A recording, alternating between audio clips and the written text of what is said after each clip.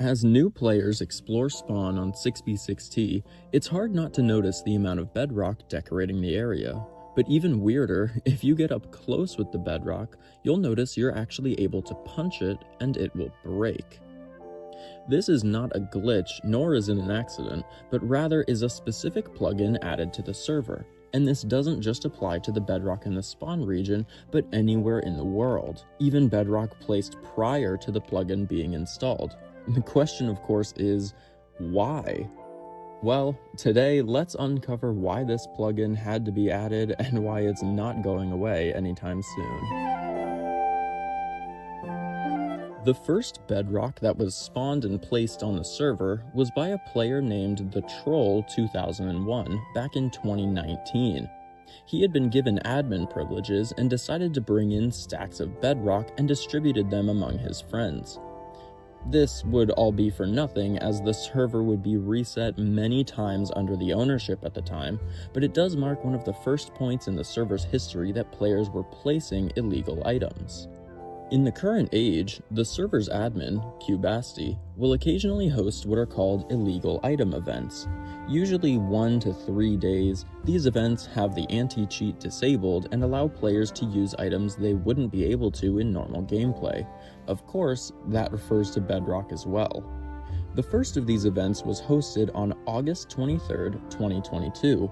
When it was first announced, one of the most dominant clans in the server's history decided to take advantage of this and planned to build a massive spawn logo completely out of bedrock. This clan was known as the Colonizers, and they were led by a player named Chris. The Colonizers would be one of the first clans to automate bots for building, and decided to use them for this massive logo.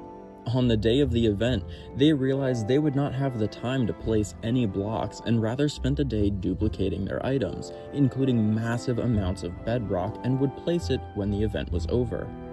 After collecting over 250,000 pieces of bedrock, the colonizers turned on their bots and began placing.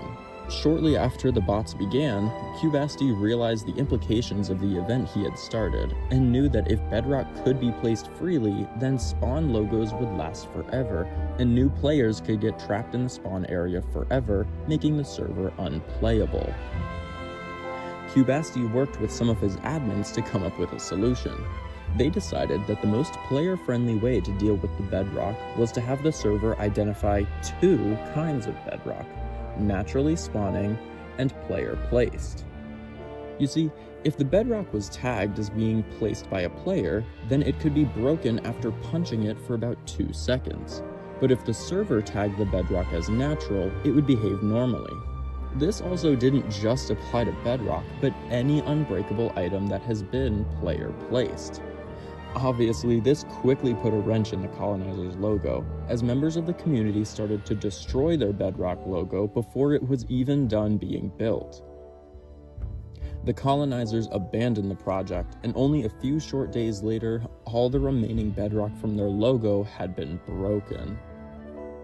Today, the server still has remnants of bedrock at different places, but after so many illegal item events, it's more of a novelty at this point.